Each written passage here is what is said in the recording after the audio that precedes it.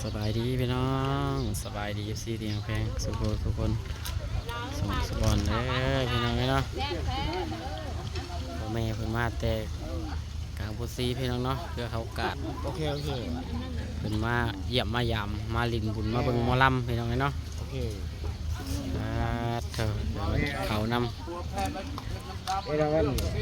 เลยค่อยน้ำหมอลำเนาะเพราะโอ้ยเนาะน้ำตาไหลน้ำหมอลำเรื่องเพิ่นว่าค่อยตาลุดตนพี่น้องเอ้ย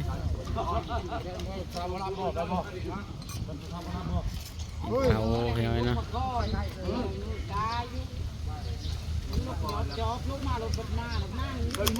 แซ่บพี่น้องเนาะลาบสิ้น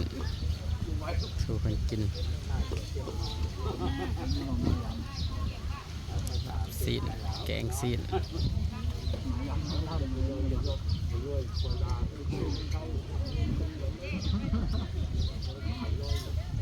หมอลำเปิดกลางชิมเมื่อเอามีตัวแกงอีกบ่พี่นกถ้ามีตัวแกงเอามาให้เพิ่นอีกเพิ่นแกงครับผมตัวซุกนะตัวลาบก็ได้ครับก็มีตัวซุกนะครับมีกระดาษมีกระดาษนั่นบ่เอาตัวดาษก็ได้ครับจาก2 ถ้วยเด้อผมทำด้วยเขาครับขับน้ำลุงเทนอีกแล้วลืมเลยโทษว้าวน้ำอันลุงเทนขับเลยอยากมีแต่ขับเลยเด้อขับปัดว่ะโอ้ยโดยโอ้ยเนาะว้าวบางเทื่อก็ลืมเลยได้ขนาดนะว้าวก็ผู้อื่นก็ไปว้าวไทยอีกฝากลักลั่นนะเด้ว้าขวัญกันแล้วไทยกระเทินบ่วะหมอลำเพิ่นก็หับเงินแล้วพี่น้องเนาะเพิ่นเฝ้าอยากเมื่อพี่น้องเอ้ยเพิ่นก็ได้บ่กินข้าวน้ำซ้ำบ่จักเฝ้าอยากไปทั้งไม่หมอลำก็ได้พี่น้องเอ้ยบ่ว่าเพิ่นเลยเนาะบ่ติเพิ่นพี่น้องเอ้ยเพิ่นก็อยากไล่งานก็ไล่มองไล่บอลติดต่อนอเนื่องพี่น้องเอ้ยเพิ่นว้าวพี่น้องเอ้ยกวาดกระสิบพากันไปแล้วบ้านนี้เท่าพูดไปแล้วบ้านนี้โอ้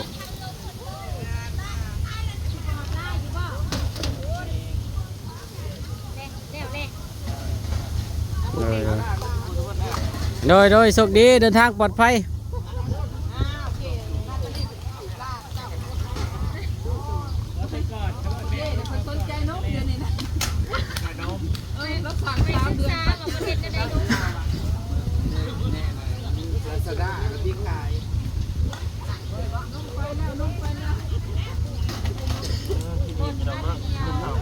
สักคนได้เป็นปัจเจยเลยพี่น้องเลย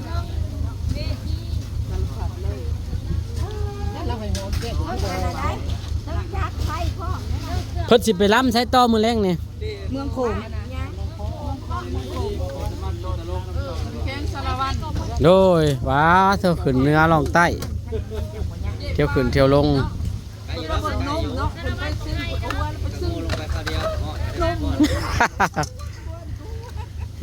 พี่น้องเอ้ยตัดขนาดเพิ่นก็กินข้าวโบราณไปได้พี่น้องเอ้ยเฝ้าอยากไปเพิ่นก็ไปอยากไล่เฝ้าไปเพื่อสีฮอดขามโค้งไปอีกว่าไม่เท่าไก่พี่น้องเอ้ยลำแต่ละบอลนะ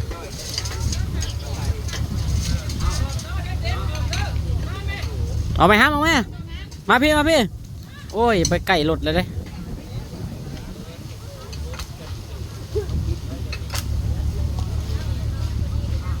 สิออกรถเลยนี่พี่น้องเอ้ยเมื่อแล้วเพิ่นก็ได้เพิ่นล็อกไว้อีก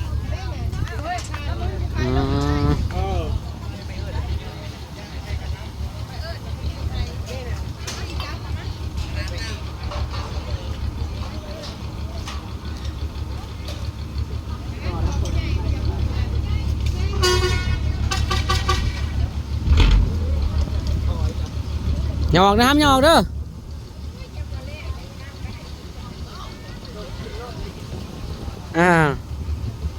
ปิดรถแล้วยังเอาให้อีกอย่าไปใกล้รถเพื่อนทำเด้อพอจิถอยแล้วได้นะ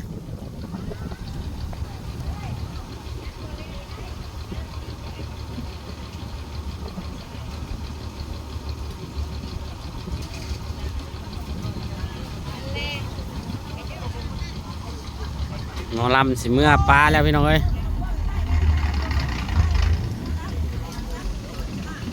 โอ้เป็นก็ได้เดินทางไกลพี่น้องเนาะสีลงอันสารวัตรอีกพี่น้องเอ้ยธรรมดาเพิ่นก็ได้ออกเด้อออกเด้อ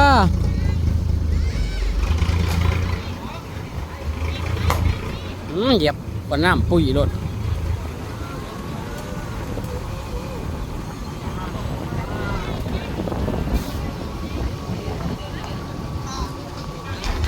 ปีกไฟปีกเล่ากระเจ้าก็ได้พี่น้องเอ้ยผมอยู่เทิงอยู่ลมลูกไฟเมียมันพี่น้องเอ้ยกระเจ้าก็ได้ปิดบ่ล่ะบ่โต๊ะตั้งออกก่อนปิดไหมเก่งไหนคำบอกเก่งไปบ่ละปิดบ่เอาตั้งออกปะตั้ง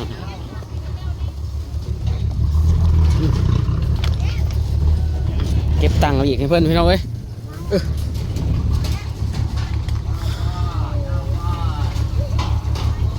โอ้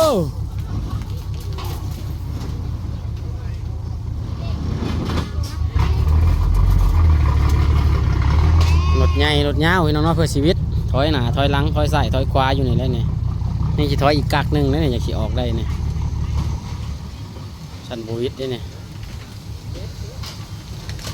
โอ้พี่น้องเลยเจ้าก็ได้เนาะ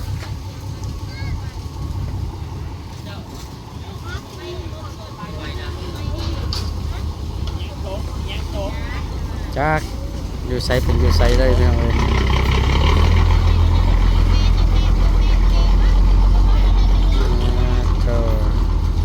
ไปแล้วบาทเนี่ยไปลำบอลมาอีกแล้วพี่น้องเนาะฐานะหมอลำเพิ่นว่าบายขนาดหมอลำมันเฮา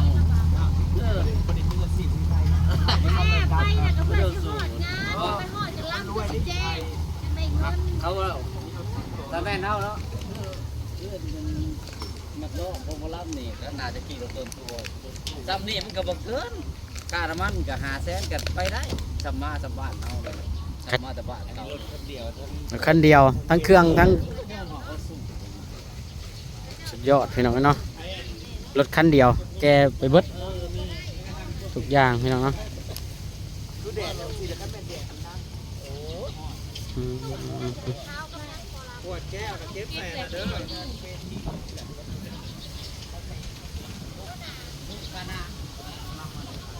ที่จอดอีกพี่น้องเอ้ย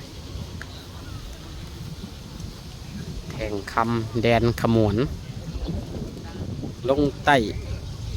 สารวัตรวีแล้วพี่น้องเอ้ยเพื่อสิไปฮอดอีกเพื่อก็ได้เพื่อสิไปฮอดนี่ก็โอ้หลายชั่วโมงเลยพี่น้องเอ้ยค่ำเพื่อละเพื่อก็ได้นอนไปน้ำทางพักผ่อนไปน้ำทางโอ้ยเพื่อก็ได้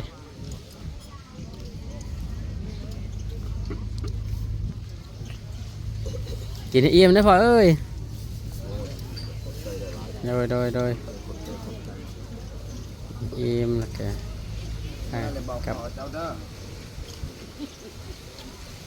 อาแพ้ไปจำนักเอกโดยหัวลำนี่มานี่ลุกมาแล้วไปลำนี่โดยไปลำทีมงานเลยโอ้ยจ้ามาลุกลำเอาจังไตยามก้อนมอลำทางใต้ขโมยชินพวกไตครับก้อนโอ้ตายเลยบาทนี่ผมมีชินหัวลำไตมากแช่ตกรอบโดย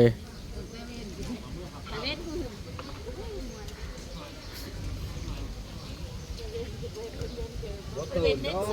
ชวนเขาไปเป็นนางงานโอ้มันเกินแล้วจะเอาไว้เนี่ยเลยมันเกินแล้วแนวนี้ได้ทางบ้านนี่เผยเขาเต้นอาหารเนาะมันบุคือเขาเต้นอาหารแต่แถวได้แถวนี้นะ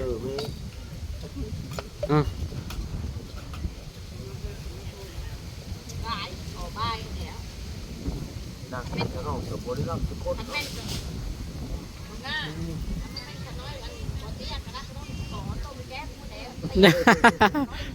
ยันบ่เทิงบ่แม่ โดยแม่นนั่นแหละ ถึงนะยังแย่ฉันโดดไปยังหวะถึงจะไปแล้วก็โดดไปแมวงอมาจะโดดสิอุ้มมา แม่นะเด้อ อุ้มเลยเพื่อน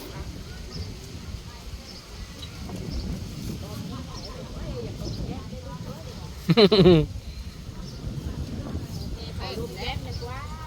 โดย ได้แต่เขาจะแพ้นี่คือใช้กับบุญถึงแกเพื่อน พ่อแม่บอลเฮาไปร่วมเลยเพียงเนาะอยู่ภาคซีโนขึ้นไป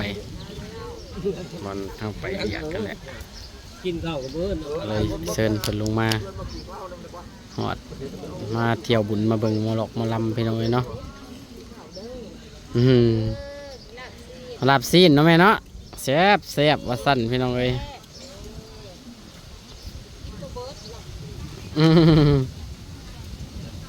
ยัดแต่ฝนนี่แหละหำทางชุมพ่อแม่เมื่อวิทย์เนาะโดย